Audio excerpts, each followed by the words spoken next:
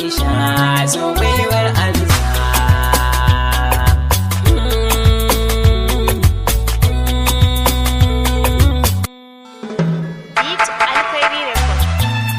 Su kamar su da talaki ba za a rabe ba,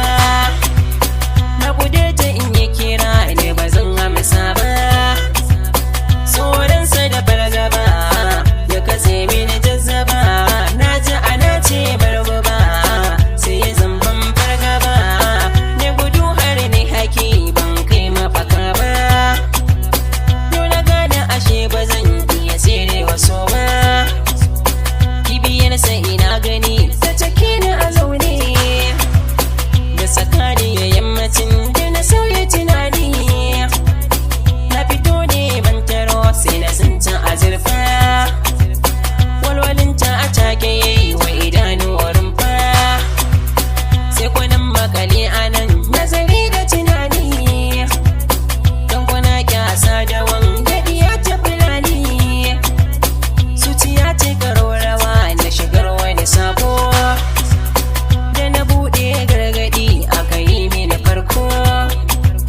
karkayar da ka boye so ce ka yi mata nuni, gunki na zo yar fara don Allah tsayani,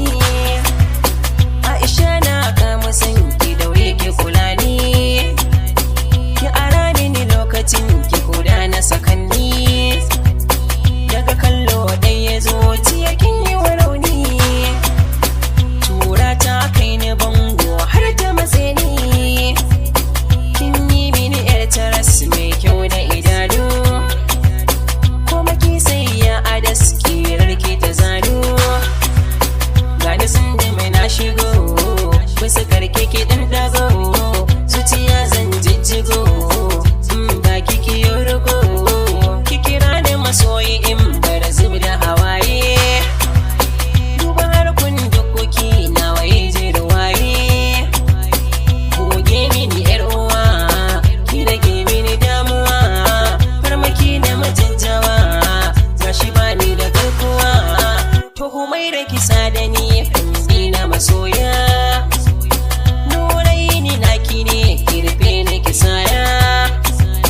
dan zumudi kinga hannaye da furanni, ke na kawo wa masu kamshi da kyau